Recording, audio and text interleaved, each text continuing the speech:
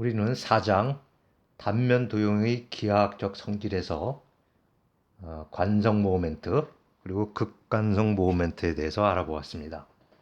관성 모멘트와 극관성 모멘트는 면적에 대한 1차 모멘트,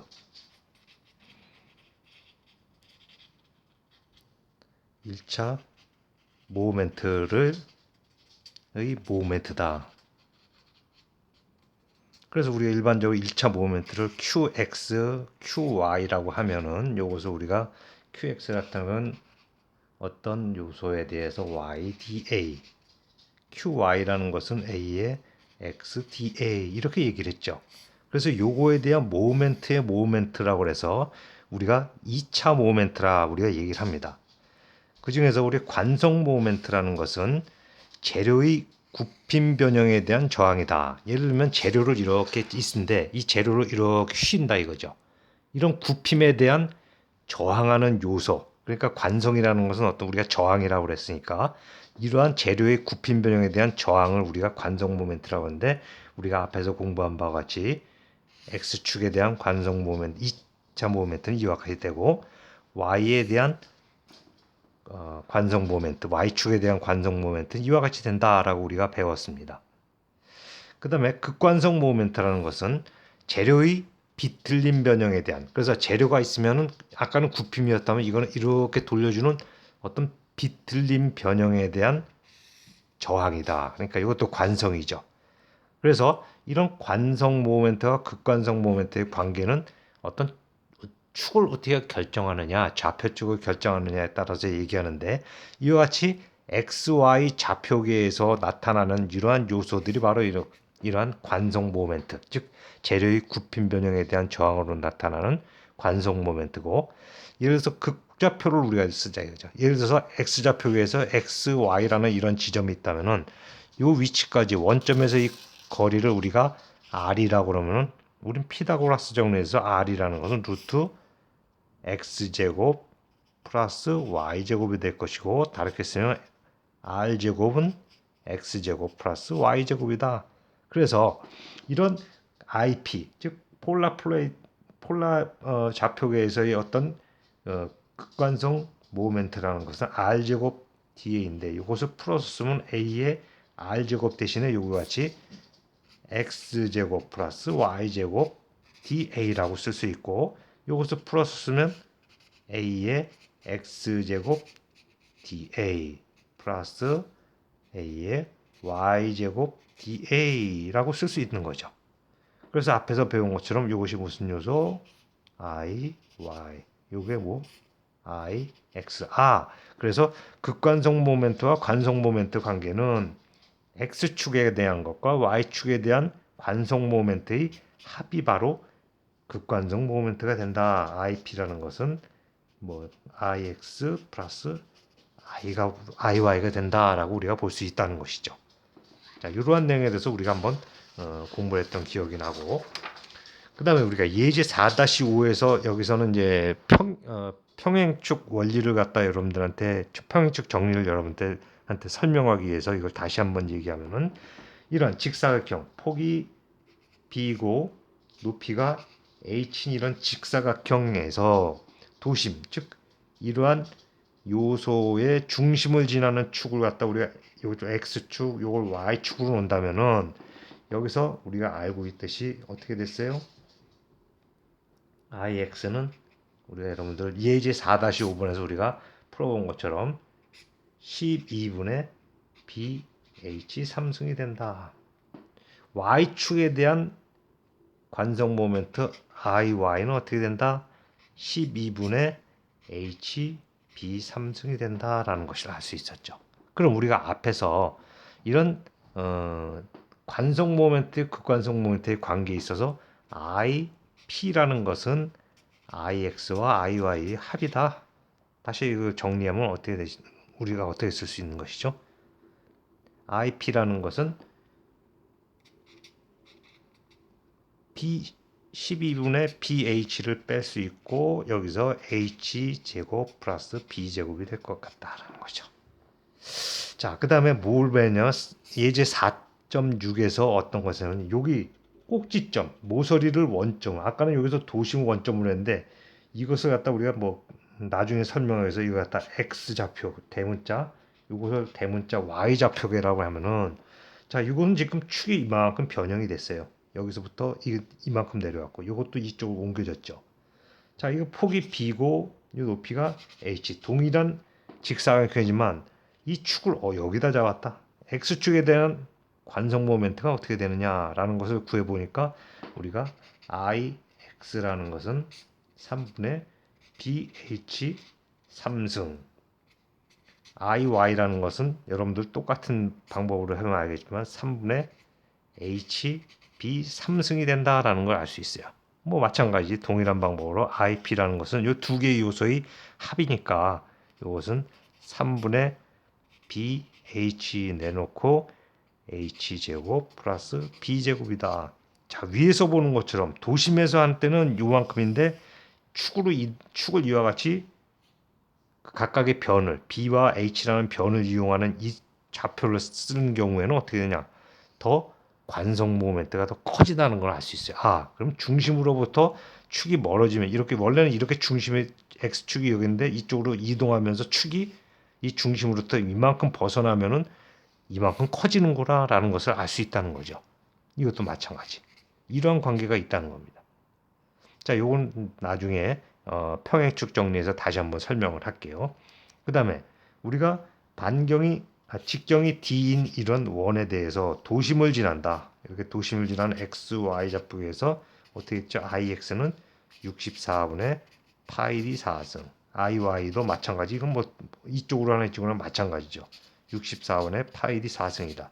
그래서 이것을 폴라 좌표계, 즉 ip라고 했을 때는 바로 ix 플러스 iy여서 이것은 32분의 파이 d 4승이 된다라는 것을 우리가 알 수 있어요. 자, 이러한 두 가지 내용을 가지고 우리가 그러면 평행축 정리가 무엇이냐라는 것을 한번 알아볼 필요가 있다는 거죠. 자, 앞에 예제 4-5에서는 이러한 도심을 갖다 이런 폭이 b고 높이가 h한 이러한 도형에서 이 중심을 지나는 거에 대해서 우리가 어떻게 됐어요? 다시 한번 쓰면은 ix라는 것은 12분의 bh 3승, iy라는 것은 12분의 bh 3승 그 다음에 h b 3승 이렇게 쓸 수 있었죠. 자, 이게 뭐냐면 바로 요 점을 중심으로 했을 때. 근데 요런 상황에서는 어떻게 되냐? 아까 얘기한 것처럼 i 큰 요걸 갖다 x축이라고 했을 때 x축은 어떻게 되냐? 3분의 bh 3승. 그 다음에 iy도 어떻게 되냐? 3분의 h b 3승. 이렇게 쓸 수 있다는 거죠. 자, 그럼 얘하고 얘는 축이 이동하면서 이렇게 됐고 얘도 축이 이동하면 그럼 이 사이에 무슨 일이 일어나는 거냐?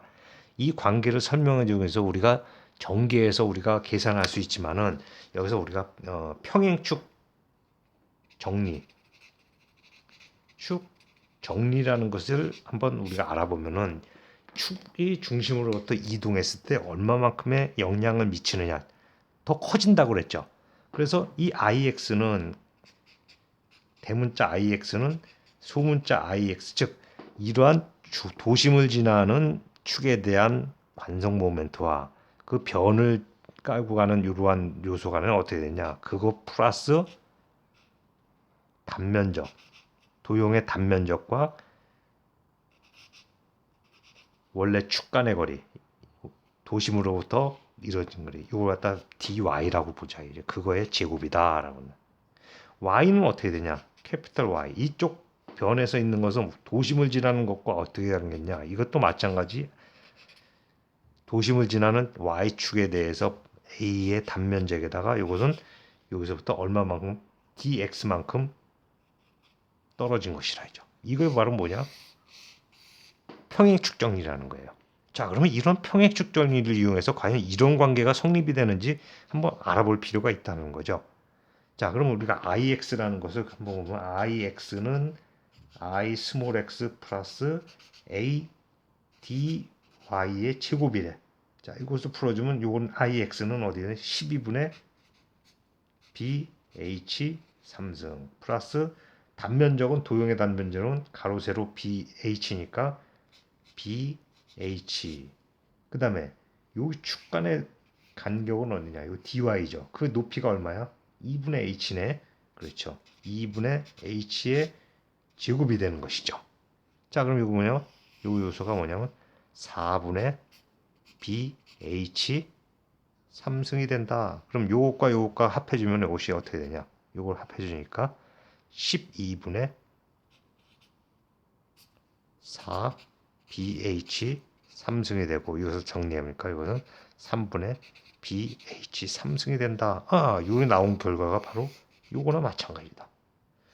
IY는 어떻게 되느냐라는 것이죠. 이것도 평행축 정리에 의해서 스몰 y, 도심을 지나는 축에 대한 관성 모멘트와 단면적, 도형의 단면적과 그 다음에 축 간의 거리가 dx래. dx인데 이거 얼마야? 바로 2분의 b죠.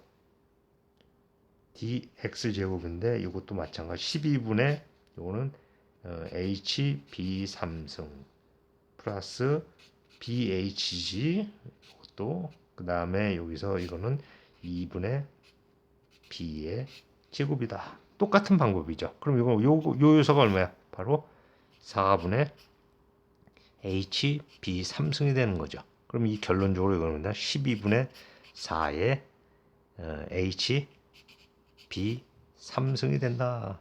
다시 쓰면 어떻게 된다?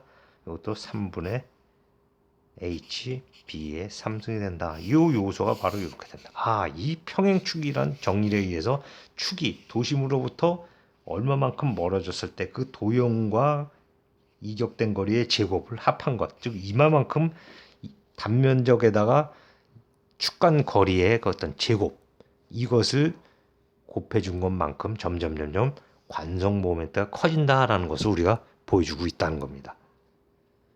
자, 이해되셨죠?